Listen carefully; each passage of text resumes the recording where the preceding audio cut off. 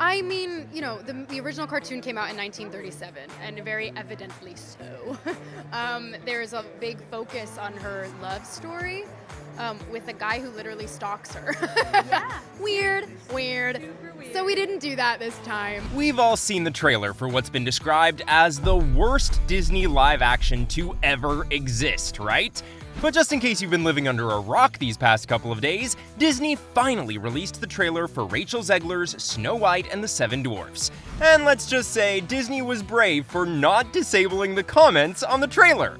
The trailer received such an intense amount of backlash that Disney was essentially forced into delaying the theatrical release. Officially, the release date has been pushed back to a whole year, with March 2025 being the anticipated release date. Although, unofficially, Snow White and the Seven Dwarfs might just be delayed indefinitely. Possibly scrapped and sealed in the Disney vault for good. But is it all just because of the trailer? Nope. Although over 1 million dislikes didn't help much, it showed Disney that people were not willing to forget the tons of backlash Zegler and Gal Gadot's movie had been receiving in the days leading up to its release.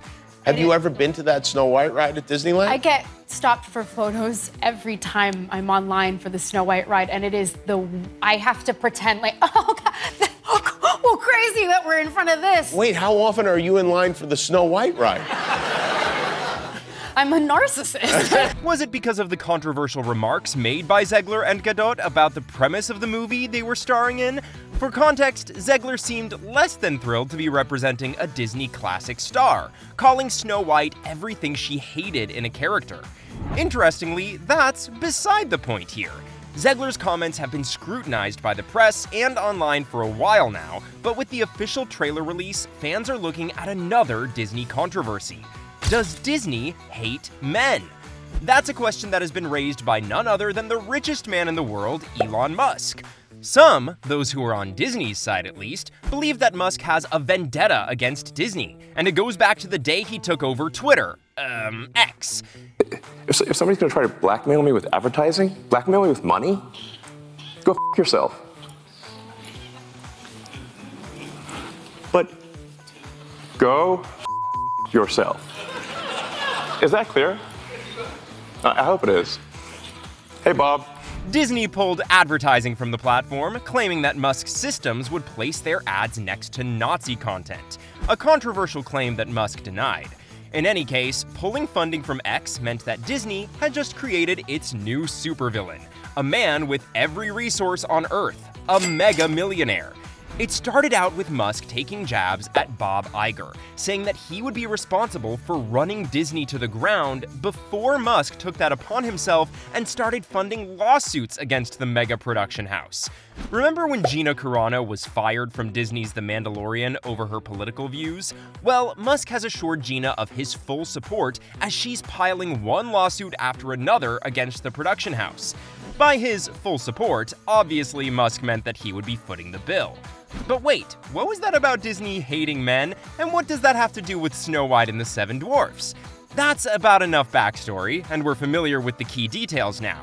Zegler's movie is a bust. Musk is Disney's latest big bad, and fans aren't happy with the way the production house has been going in recent years. They're accusing Disney of overcorrecting. I think, look, the term woke is thrown around rather liberally, no pun intended in that regard. I think a lot of people don't even understand really what it means. The bottom line is that infusing messaging as a sort of a number one priority in our films and TV shows is not what we're up to. A revolutionary wave has been passing through mega companies in the United States, and Disney's been swept up too. Disney announced that it's seeking to hire half of its cast members for all upcoming releases from underrepresented communities. And Musk says that that's discriminatory. A civil lawsuit against Disney has been picked up, again with Musk's full support, accusing Disney of discriminating against white men. Now, let's actually hear them out. What do they have to say to support their case? In effect, they don't have to say much anyway because an executive from Disney, Michael Giordano, said everything for them. That's right, in an undercover interview, Giordano can be seen and heard saying that Disney is keen not to hire any white men in leading roles in any of its movies anymore. There have been times where, there's no way we're hiring a white male person. Just kind of unspoken. There are times when it's spoken, but how would they say it? There's no way we're hiring a white male in this role. This wasn't a one-off incident, and with the white male discrimination case gaining momentum, Disney made a shock announcement. They would be delaying Zegler's movie release. No, this wasn't the one-year delay they just announced after the trailer was dropped. This happened way before it, with Disney claiming that they had to reshoot a couple of scenes.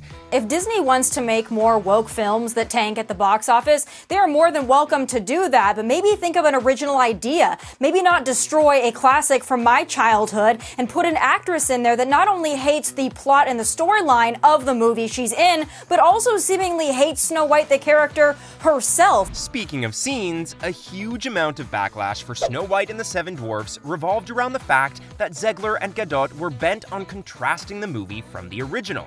This meant quite a few changes to its storyline. But we all saw that much coming, right? What no one saw coming, though, was the blatant sexism in some of the reimagined scenes.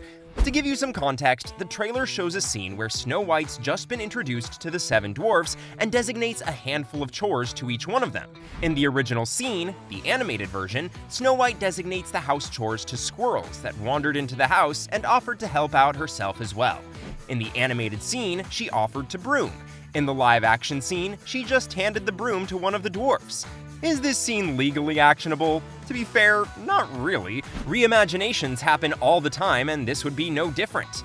Actually, there is one difference. It may not be actionable, but it is something that furthers Musk's crusade. Disney hates white men. I just mean that it's no longer 1937, and we absolutely wrote a Snow White that is not going to be saved by the prince. She's not going to be saved by the prince, and she's not going to be dreaming about true love. She's dreaming about becoming the leader she knows she can be. Unfortunately for Zegler and Gadot, lawyers have been reportedly itching to see more of the film, hoping that they could extract more scenes from the movie to further their case. Disney's aware, by the way, and that's probably why they've been reshooting scenes after scenes and now delayed the movie back to a whole year. Oh, and another argument that's come up is that Disney used CGI for the dwarfs instead of hiring real actors. The production house is facing a lot of heat, and many believe that we might see the chores being done by forest critters in the ultimate release after all. If it's released, that is. Zegler's comments are being brought up once again, and another comment that's making the rounds these days is when she said that maybe her male co-star, aka her love interest in the movie, might just be cut from the movie entirely.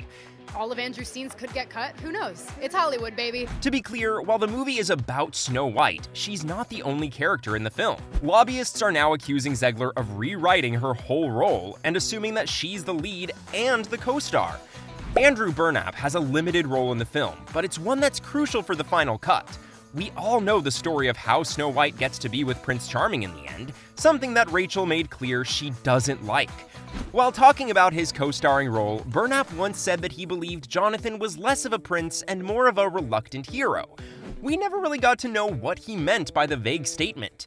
The way it's turning out, some people are starting to suspect that we might never get to know. Still, the question right now isn't whether Disney's going to release Snow White and the Seven Dwarfs at all or not. They've anticipated a major box office bomb, sure, but that doesn't mean they won't try to recuperate some of the several millions spent in productions, or the several millions that had been funneled into post-production. On that note, right now the question Disney HQ is trying to solve is how do they make sure none of the scenes in their latest venture come back to haunt them later on.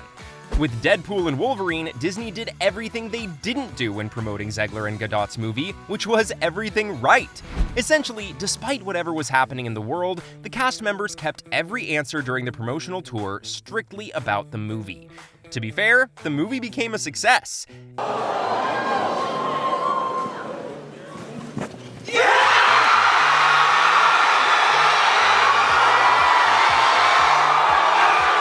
And now with Robert Downey Jr. returning to the Marvel Cinematic Universe, Disney's anticipating another success. Let's face it, Disney won't ever go down without a fight, but that doesn't mean they're actively looking for one. So, Snow White and the Seven Dwarfs will likely be released. The only thing executives are scrambling to do in the year's time they've just bought themselves is to keep every scene as far away from liability as possible, which could be a challenge now that Musk's part of the team that's taking down Disney. No matter how much Disney strives to change scenes from the new live-action adaptation, it won't change the fact that Musk and others will tear it apart frame by frame. Did Disney bring this on itself when it started to discriminate against white men? Or is this just one massive conspiracy against readapting Snow White, and it's ticking people off the wrong way? We'll truthfully know for sure once the movie is released in 2025. Until then, we can only hope that something good comes out from all of this.